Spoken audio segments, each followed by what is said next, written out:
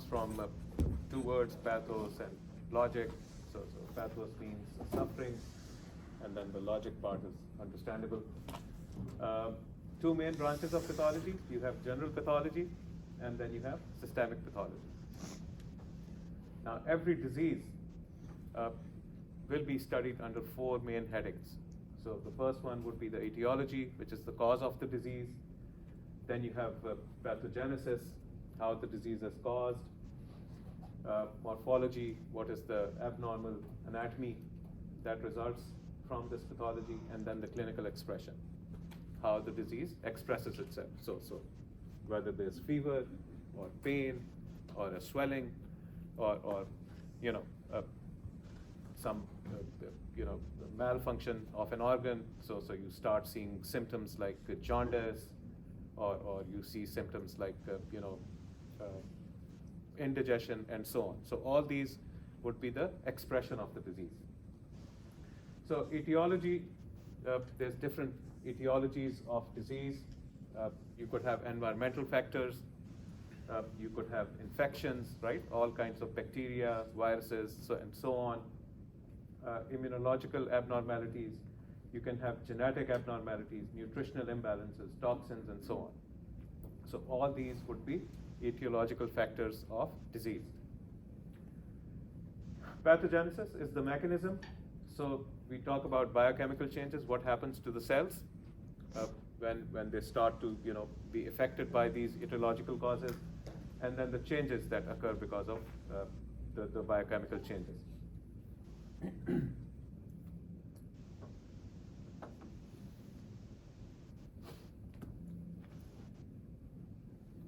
And then we talk about morphology. That talks about the molecular function. It talks about the gross changes in the tissues and in the parts of the body where the disease is affecting the body. And then microscopic changes to the cells. We talk about radiological changes and so on. And then finally, clinical manifestation talks about signs and symptoms of the disease. So that makes it easy, right? Every disease, four headings: etiology, pathogenesis, morphology, and clinical expression. Now, let's talk a little bit about cells. We'll start off with the DNA. A cell is made up of a cell membrane, and then you have the cytoplasm, and then you have the cytoplasmic organelles, and then in the middle you have the nucleus. The nucleus has nucleoli, and it has DNA. DNA is basically two types. You have coding DNA and you have non-coding DNA. So 80% is non-coding, 20% is coding DNA. What does coding DNA do? Any idea? It codes for proteins and enzymes and channels and all kinds of things that the cell is supposed to do. What does non-coding DNA do? It basically checks the coding DNA and keeps it in check, that all the coded stuff is correct and all the proteins that are formed correctly, and so on. So basically, regulation of gene expression is done by your non-coding DNA, which is 80%, and coding DNA, it basically expresses the genes and forms all the enzymes and proteins and channels and all kinds of stuff, receptors and so on. Now, there are two common variations in DNA. They are called SNP and CNP. SNP stands for single nucleotide polymorphism. So this one, every time a gene is expressed, you can have, it has these nucleotides, and each nucleotide has these codes, right? And they are basically four amino acids which code for proteins, right? And which code for genes. So something goes wrong with them. If there's a single variation, it's called a single nucleotide polymorphism. And this SNP, it basically predisposes you to disease. So you have a single gene expression which is changed, and it will alter the function of the cell slightly. Sometimes the cell is able to correct itself because it has so many other non-coding DNA, non-coding genes, which basically check on the coding part. So there are repair genes, there are genes which can fix the coding part and so on. So SNPs can be corrected, but sometimes they go unchecked. And when they go unchecked, they will produce a slightly different function of the cell, which might still be compatible with the function of the organ. But over a period of time, this SNP can produce more SNPs, more changes in the genes. And so that leads to changes in the function of the cell, changes in the function of the organ. And then that leads to tumors, and that leads to a proliferation of these cells which are slightly different. And then these slightly different cells will produce more genes that are not functional, and so you end up having tumor cells. So SNP is single nucleotide polymorphism, and then you have CNV, which is a copy number variations. So every gene makes its copies, right, when the cell divides and when the cell is expressing itself. And this copy number variation can occur. This is absolutely normal, and it just contributes to phenotypic diversity. It doesn't cause any abnormalities. So SNP predisposes you to disease. It may or may not predispose you to disease, but most tumors will start with a single gene variation.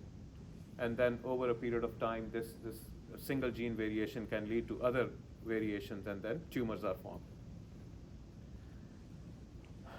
So two types of, actually we should be going faster. 200 slides to cover today.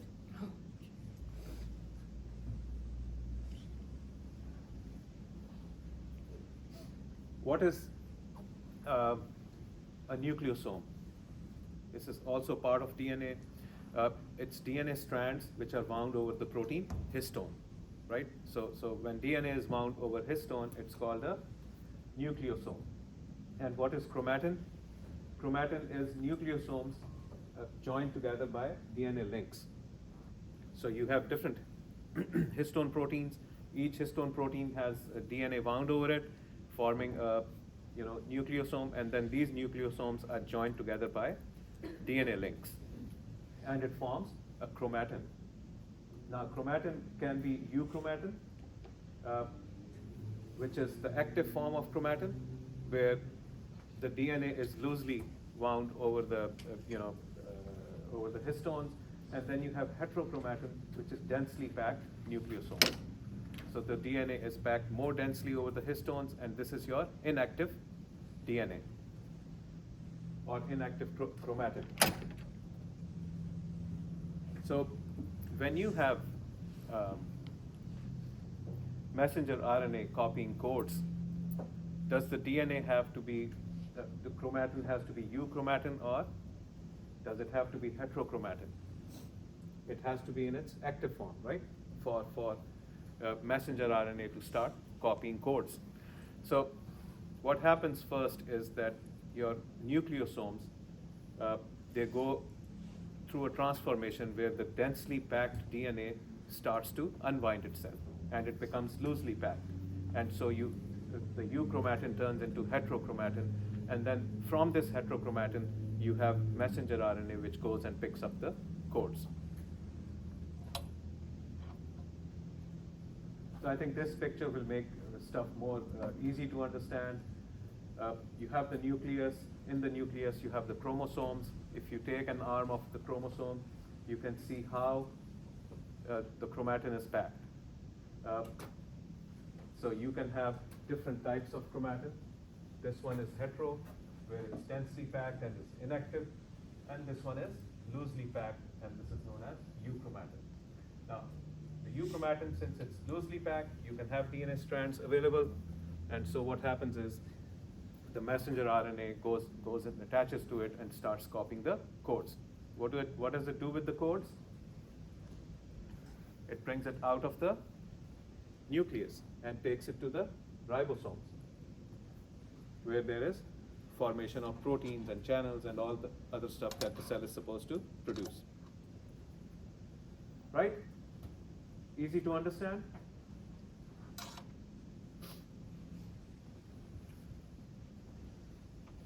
Now the non-coding DNA, it does transcribe, but it does not translate. So because it's non-coding, it's not involved in formation of proteins and stuff, enzymes, channels, and so on.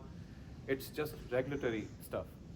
So it does get transcribed. Messenger RNA does copy all the codes and everything, but it doesn't get translated. So doesn't form any proteins or anything. These genes are just responsible for checking on the coding DNA.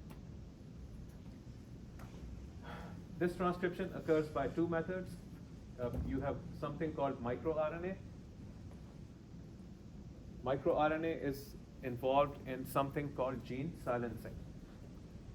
So any gene that does not require to be coded in the coding section, it is silenced by transcription of microRNA.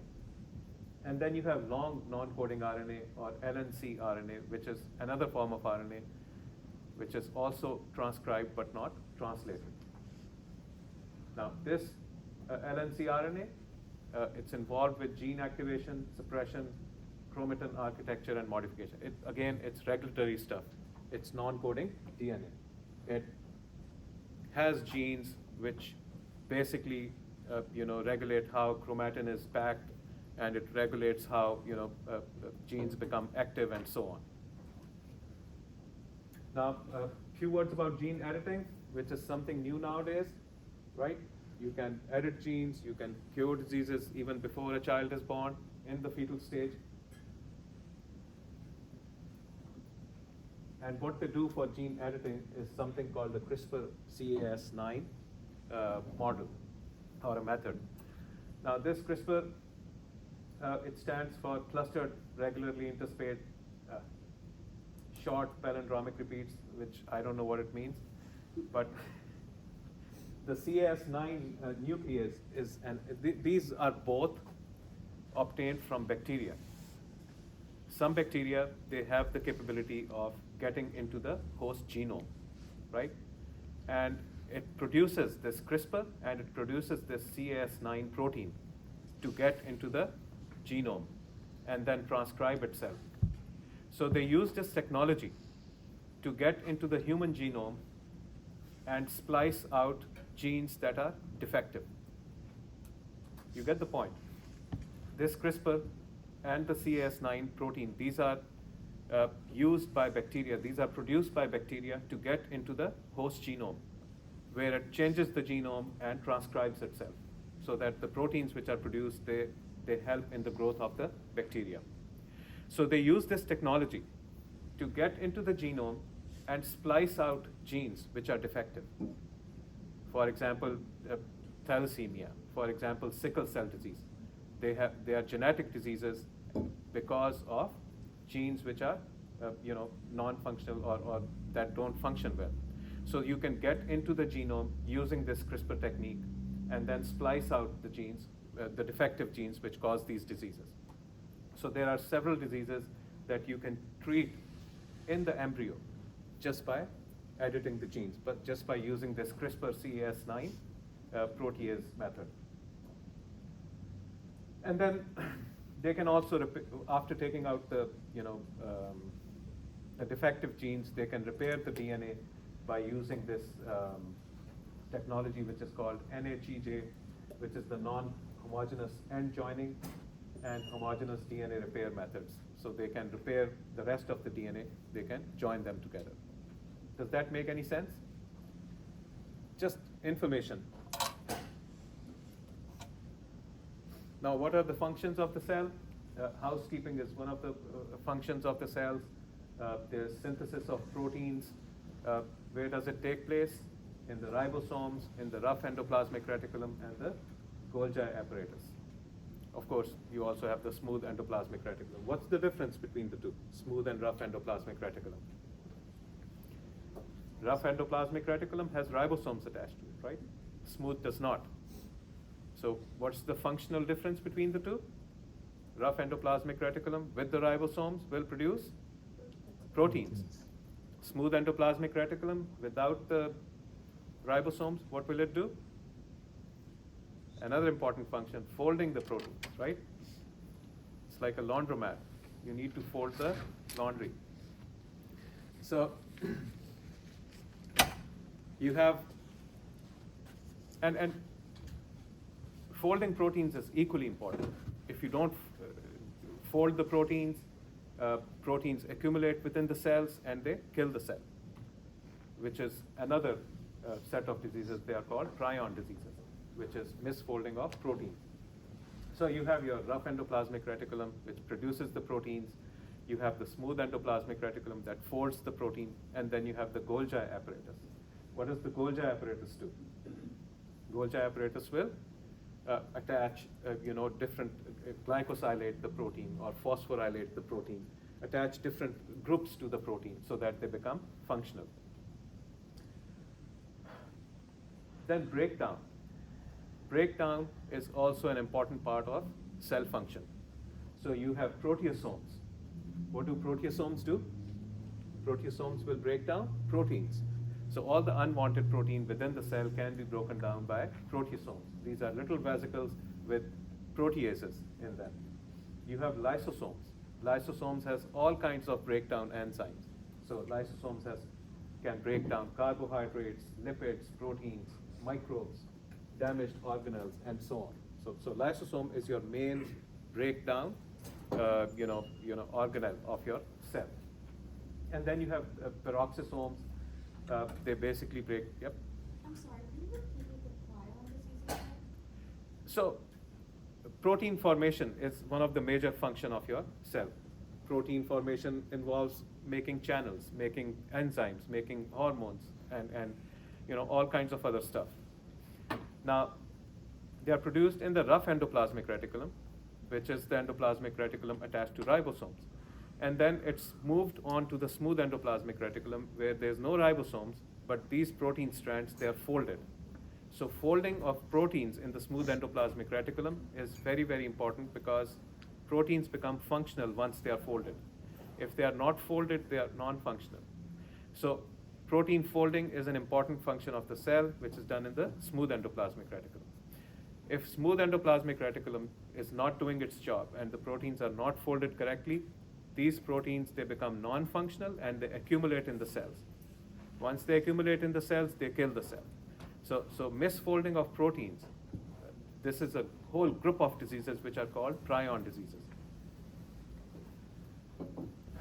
Make sense? Moving on. The cell membrane. We've already talked about this. It's a lipid bilayer. It's got a lot of attachments on the outside and on the inside, right? So it's got glycolipids, sphingomyelin, which are outside attachments. Glycolipids are mostly, responsible for cell-cell interactions, and then you have, interaction between the cell and the matrix. Remember, your cells, which are part of your organs, are surrounded by extracellular matrix. Extracellular matrix is a very, very important part of your organ because it provides the environment in which the organ will function. If the extracellular matrix does not provide the ideal environment, your organs will cease to work. So ECM is very important. The cells of your organ provide an interface so that your the cells can interact with the extracellular matrix. So this is done by this, sphingomyelin and glycolipids, which are outside attachments to the cell membrane. Then you have inner attachments. Inner attachments, all the G proteins, right? The G proteins are all attached to the inside of the cell membrane. Not just the G proteins, but you have what you call this adenylyl cyclase. You have PIP, which is your phosphatidyl inositol pyrophosphate. And then you have phosphatidylserine, you have phosphatidylethanolamin. These are they all work in receptor activation. Remember receptor activation we talked about in physiology, right?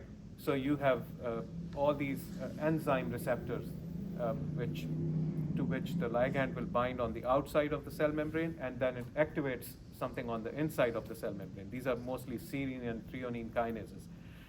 and JAK kinases and so on. They are all part of the inside of the cell membrane.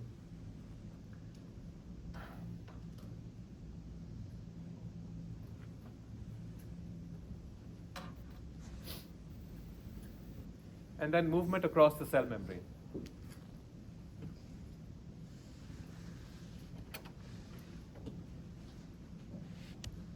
Now we also talked about this.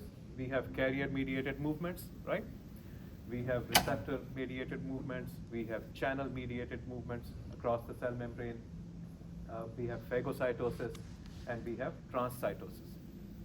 Do you understand what all these means? What is a carrier-mediated movement? You have a special carrier on the cell membrane which has affinity for a certain substance. When that substance comes in contact with the carrier just moves it inside the cell without the requirement of energy. What are channels?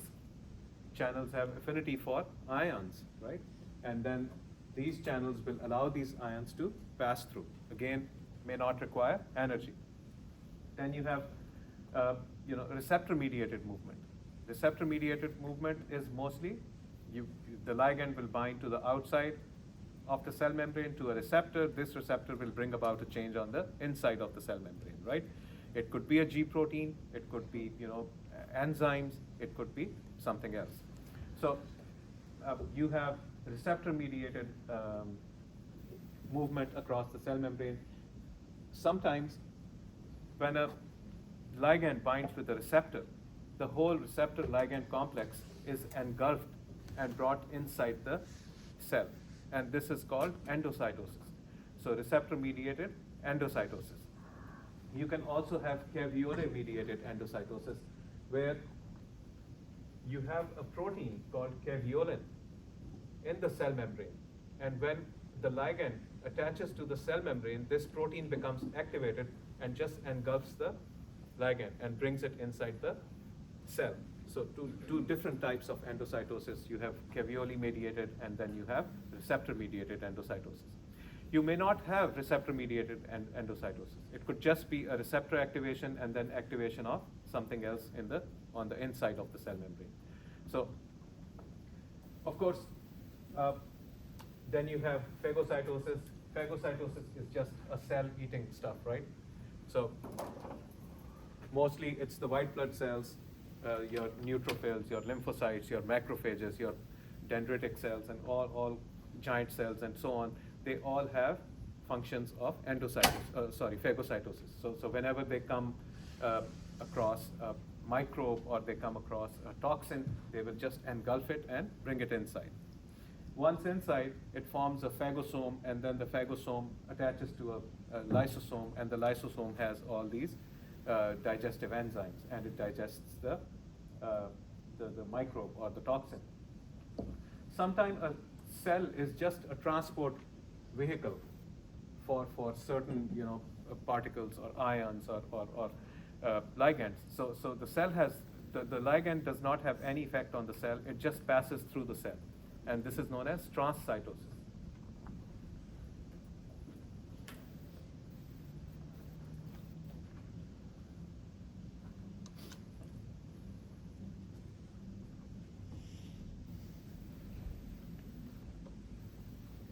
I think it's a nice diagram. It tells you all about movements across the cell membrane. Then cell-to-cell interactions. Now, cell-to-cell interaction, when cells are part of an organ, they are placed next to each other. Now, when cells are placed next to each other, they usually have tight junctions between them. But they can also have, you can have different settings, right? In an organ, you have cells packed next to each other, and so they have tight junctions between them. Tight junctions will provide barriers, and they also provide gap junctions, which means little pores between the cells through which information can be transferred. But you can have different settings. Like, for example, in nerves. In nerves, you don't have tight junctions, right? What do you have in nerves? You have neurotransmission, right? So you have a synapse. So you can have tight junctions or you can have synapses. Depends on the type of organ and type of communication we are talking about. Now, when you talk about organs where cells are packed together, they are packed together by tight junctions. And these tight junctions are provided by two proteins which are called claudin and oculodin proteins. These proteins will bind the cells together and provide the tight junctions. Now also, part of this tight junctions are anchoring proteins which are called desmosomes. These desmosomes are different types. You have belt desmosomes, you have spot desmosomes, you have basement membrane or hemidesmosomes. So different desmosomes will attach the cell to different places. Like desmosomes which attach the cell to the basement membrane, they are called hemidesmosomes. And they basically interact with integrin proteins of the basement membrane and attach the cell to the basement membrane. You have spot desmosomes. Now, when it comes to spot desmosomes, these are basically attaching cells to each other through proteins which are called cadherin glycoproteins.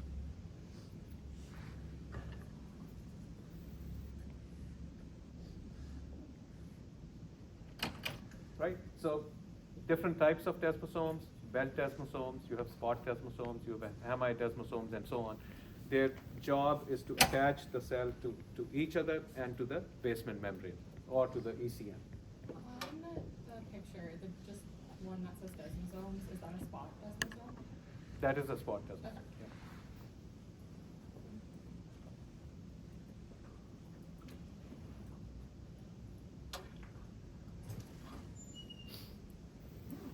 And then you have gap junctions. Gap junctions are just communication points between cells. So ions can go through these, and usually you have quick transfer of information through gap junctions, right? So you have two cells which are tightly placed against each other through these desmosomes, and now these two may have some channels between them for transfer of ions. So transfer of ions will result in what will happen when you have transferring ions across the cells? Action potential, right? So information can be transferred from one cell to another.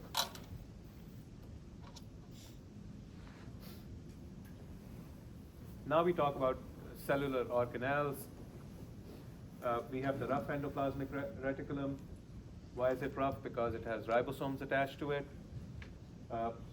What does it do? It translates everything that is transcribed from the DNA. So the process of translation will occur in the rough endoplasmic reticulum. Then you have Golgi apparatus.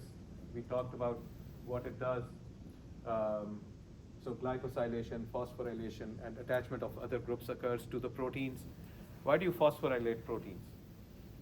Why do you phosphorylate anything? Phosphorylation provides energy, right? Whenever you take a phosphate off, energy is produced. So when you want to energize a protein, you phosphorylate it. So that if you want to use this energy, you take the phosphates out. What kind of proteins need phosphorylation? Pumps, right? Sodium, potassium pump, and all these other important pumps of the cells, right? They require energy. That's why they get phosphorylated. Every time the pump gets used, it just keeps breaking away the phosphates and keeps producing energy. Smooth endoplasmic reticulum, mostly responsible for steroid hormone formation and folding of proteins.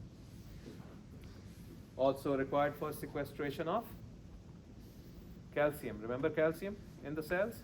What does calcium do?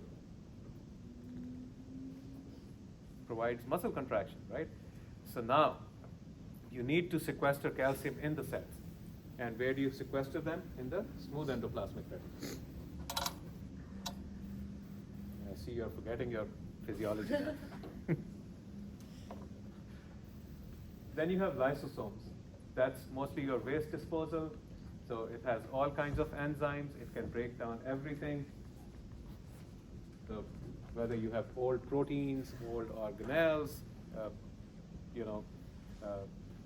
mitochondria that are non-functional, and all kinds of other stuff that has to be removed from the cell, they go into the lysosomes. And lysosomes will break them down and then throw them out. So you have lysosomes.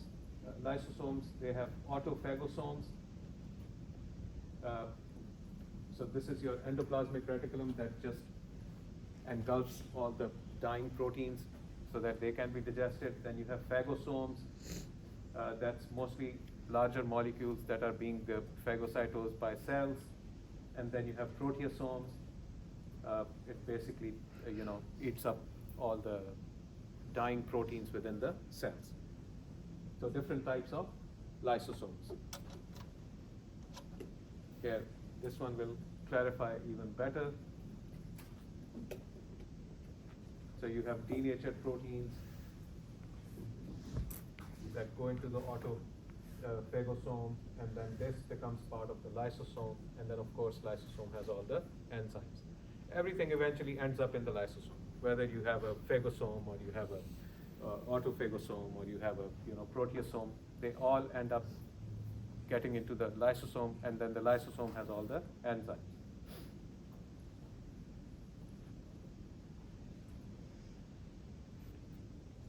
Now the only thing that is recycled is your receptors. So sometimes when you have endocytosis, which is receptor mediated, the receptor is also engulfed and brought inside the cells.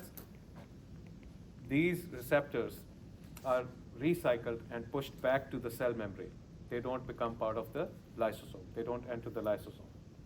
So those receptors are the only things that are recycled. Everything else is degraded.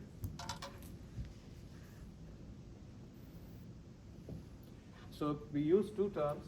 One is called autophagy or autophagy, and the other one is heterophagy or heterophagy. Heterophagy is when something from outside gets inside the cell and is degraded. Autophagy is when organelles within the cell are engulfed and degraded.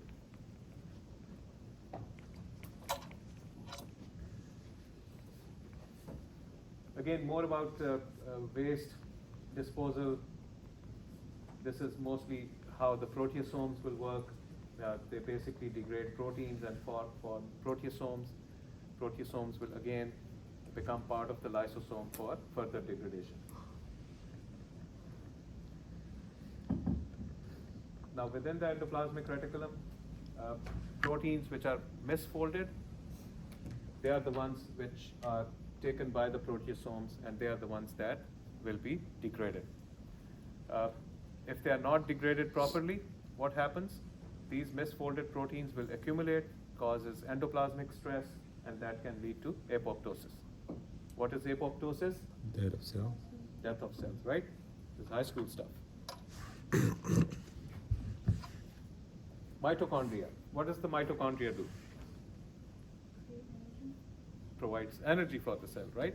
What is the cycle called which produces energy within the mitochondria? Krebs cycle. Krebs citric acid cycle, right? Krebs citric acid cycle, what does it produce? ATP, right? So,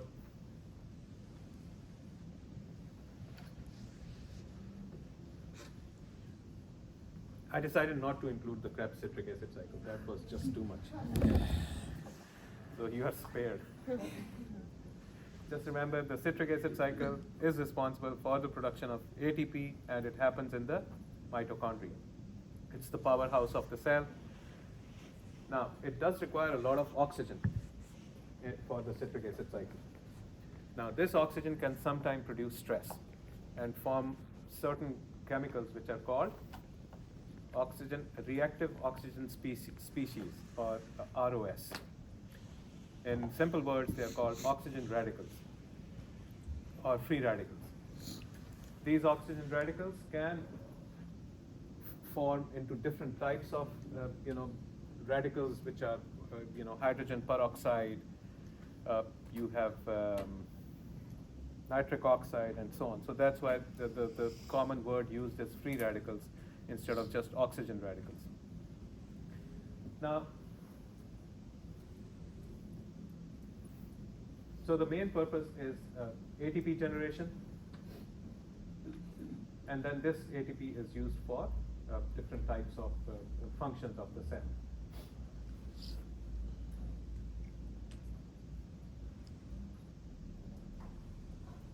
So substrates would be oxygen, glucose, and fatty acids. So it uses these three to produce energy, right? Oxygen, glucose, and fatty acids.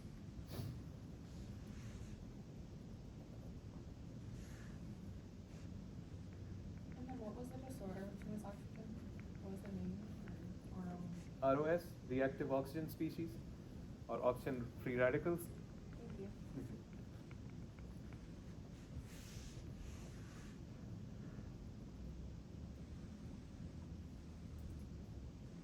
So there's a lot more to the mitochondria, but I think if you remember, it uses oxygen, glucose, fatty acids to produce ATP, and in the process, it can produce these oxygen radicals. These oxygen radicals are then neutralized so that they don't damage the cells. But sometimes they are produced a lot, and so they cannot be neutralized, and then they start damaging the cells, especially in hypoxia and recovery from hypoxia. So hypoxia can produce these oxygen radicals, and then recovery from hypoxia can also produce these oxygen radicals which damage the mitochondria.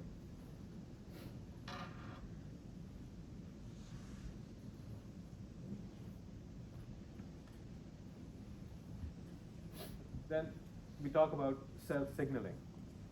Cells can signal each other, right? How do they signal each other? Through hormones, through neurotransmitters, through paracrines, through certain, other proteins, enzymes, and so on. So you can have paracrine signaling. What does this mean? To nearby cells, right? Remember, theca cells and the granulosa cells, they signal each other to form estrogen. So that is an example of paracrine signaling. What is autocrine signaling? Autocrine signaling is when cells produce stuff that activate its own receptors. So that results in autocrine signaling. So to the same cell. What is synaptic signaling? So you have a neurotransmitter that transmits signal from one cell to the other. And then you have hormonal signaling, which is basically signaling to distant cells through your blood circulation. Cell receptors, we talked about all kinds of receptors. So we'll not go into a lot of details. Remember, you have, what are these? If you look at this. It's a G protein receptor, right? You have your cyclic AMP, which is the secondary messenger from the activating adenylyl cyclase, which is attached to the inside of the cell membrane. You also have BIP, which gets activated, produces IP3, and so on. This is your tyrosine kinase receptor. So you have an outer part of the receptor. It activates tyrosine kinase on the inner side of the receptor. You have non-receptor tyrosine kinase activity, which is just an enzyme which is a transmembranous enzyme. You activate the enzyme and it produces the effect. So probably one of the simpler kinds of receptors. Then you have G protein. You have nuclear receptors. What's the different thing about nuclear receptors? The receptor is cytosolic. So there's no receptor on the outside. The ligand has to go inside and bind to its receptor. Then you have something called Notch receptors. So Notch receptors, the outside receptor has links. So basically you have a receptor, and the receptor has another part which is loosely linked to the main part of the receptor, which is attached to the cell membrane. So basically your ligand will bind to the loose part, which is, produces like a notch, and then it activates the inside part of the receptor. I think your insulin receptor is like a notch receptor. So, and then you have these different kinds of receptors which are called WNT receptors. Now, you have, okay, again, these two receptors, they are like G protein receptors. They activate another subunit on the inside of the cell membrane, which basically activates something called beta-catenin. and then this beta-catenin results in transcription of DNA. So, different receptors for different types of activities. Now, basically, these fizzle receptors and these LRP5 and 6 receptors, they combine together to produce this WNT receptor. So activation of fizzle receptor will activate this LRP5 and 6 receptors. Together they will join and form a WNT receptor, which is the activated form of the receptor.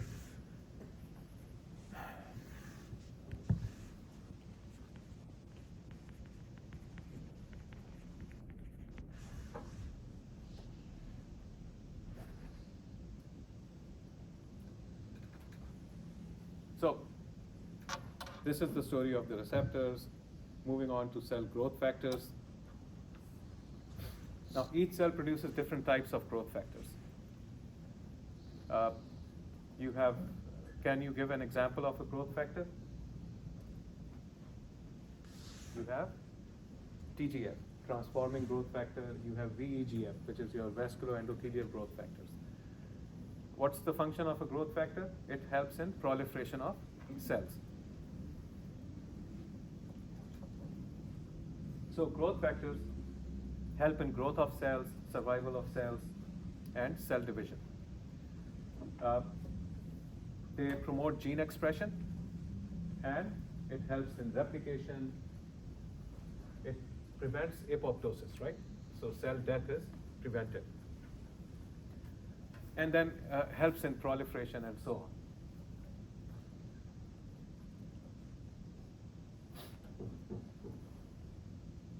Now, if growth factors go unchecked, they can keep stimulating cells. And these stimuli can result in excessive expression of cells, and that leads to formation of tumors. It's not as simple as that, but that is one of the things.